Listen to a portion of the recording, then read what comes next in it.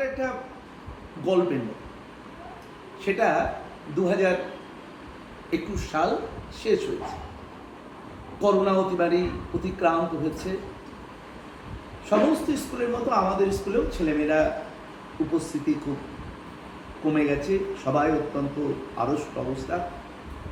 ঠিক সেই রকম পরিস্থিতিতে 2022 সালের সূচনায় আমাদের স্কুল ম্যানেজমেন্ট, হেডমাস্টার মশাই আমাদের শিক্ষকদের নিয়ে একটা মিটিংয়ে বসলেন।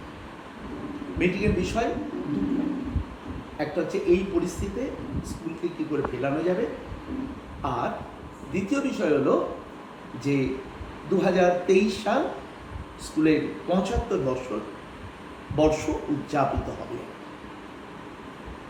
তো তারই ভিত্তিতে স্কুল কর্তৃপক্ষ একটা কমিটি তৈরি করলো এবং সেই কমিটিতে আমাকে নেতৃত্ব দেয়। এই সুযোগটা বলতে পারেন আমি একটু কাজে লাগাই। আমি আমাদের টিচার্সদের নিয়ে মিটিং করে একটা প্রস্তাব দিলাম যে আমরা এই 1 বছরের মধ্যে স্কুলকে গ্রিন স্কুলে ফিরিয়ে দেব। সমস্ত শিক্ষকেরা আমার ভাবনার সঙ্গে একমত হলে আমরা কাজ শুরু করি।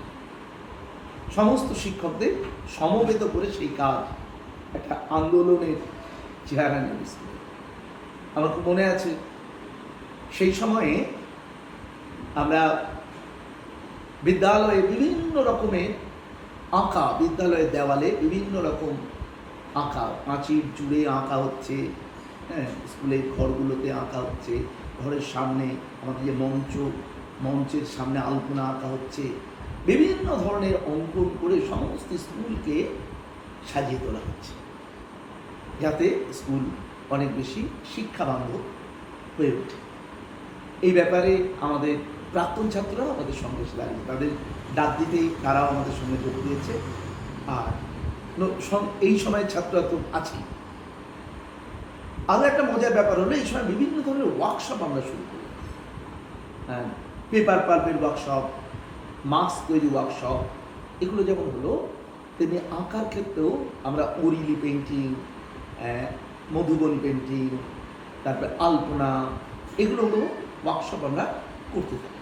ফলে যারা আঁকায় উৎসাহী আছে, আঁকে, তারাও এসে স্কুলে ঝাঁপে। অন্যদিকে রূপমতী ম্যামকে দায়িত্ব দেওয়া হলো, তিনি স্কুলের সহকারী প্রধান শিক্ষিকা, তিনি দায়িত্ব নিলেন, তিনি নাচের দিকটা দেখতে থাকলেন।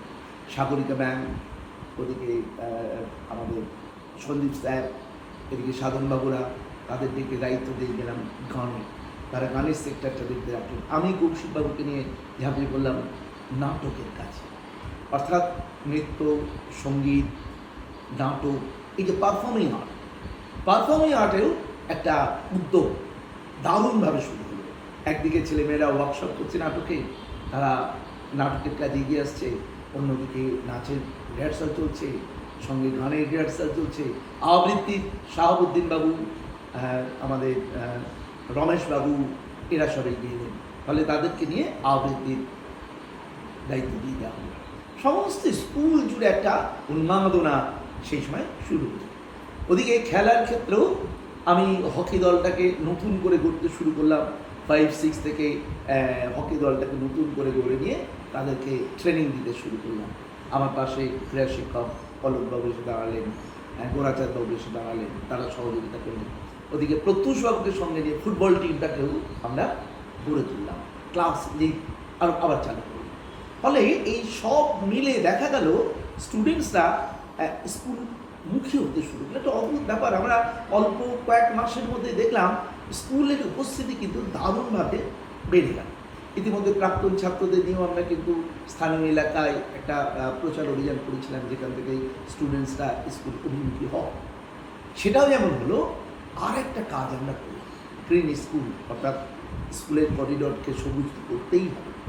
তার জন্য আমাদের বৃক্ষরোপণ কর্মসূচি। আমার তো মনে আছে যে আমাদের ওই গেট দিয়ে ঢুকতেই একটা খণ্ডহর এলাকা ছিল, স্টুডেন্টসরা সেই খণ্ডহর এলাকাকে একদিনে বাগানে করতাম। চারিদিকে আমরা গাছ পুঁততে লাগলাম, আমাদের কিচেন গার্ডেনটা এই সময়ে তৈরি হলো এবং সমস্ত স্কুল একটা গ্রিন স্কুলের চেহারা নিল। সবুজ হয়ে উঠল সমস্ত স্কুল জুড়ে। স্কুল চেহারাটাই বদলে গেল বলা যেতে পারে। আর খুব ইন্টারেস্টিং, এই সময় কিন্তু স্কুলের লেখাপড়ার মানও কিন্তু বেড়ে গেল। আমরা দেখলাম যে এই সময় আমাদের মাধ্যমিক হায়ার সেকেন্ডারির রেজাল্টও ভালো হতে আরম্ভ করলো। আমাদের দুজন ছাত্রছাত্রী তারা কিন্তু মেডিকেলেও সুযোগ পেয়ে গেল। অর্পিতা বৈরাগ্যকে দেখলাম আমরা, সে মেডিকেলে পেয়েছে। সাগ্নিক চক্রবর্তীকে দেখলাম আমরা, মেডিকেলে পেয়েছে। আরও একটা ঘটনা ঘটলো, সেটা 2025 সালে। মিত্রা মণ্ডল, মিত্রা এই সময় কৃষ্ণনগরে মেয়েদের মধ্যে higher secondary highest number carry করলো।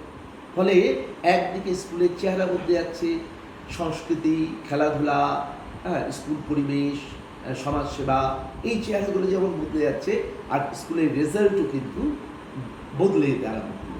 সব মিলে আমাদের স্কুল শক্তিনগর উচ্চ বিদ্যালয় আস্তে আস্তে কিন্তু যে প্রান্তিক স্কুলটা তৈরি আমাদের হয়েছিল 75 বছর আগে, আমরা কিন্তু 2024, 25 আর 26-এ এসে এই স্কুল কিন্তু বর্তমানে নদিয়া জেলার তথা কৃষ্ণনগরের অন্যতম কোয়েড স্কুল, যেটা নতুন জেনারেশনের ডেস্টিনেশন বলা চলে। আরেকটা খুব ইন্টারেস্টিং ইনফরমেশান দিই, আমাদের স্কুল শক্তিনগর উচ্চ বিদ্যালয় নদিয়া জেলার একমাত্র স্কুল যে স্কুলের প্রতিষ্ঠাতা ছিলেন ডক্টর শ্যামাপ্রসাদ মুখোপাধ্যায়, এবং তিনি আমাদের স্কুল প্রতিষ্ঠা করেছেন।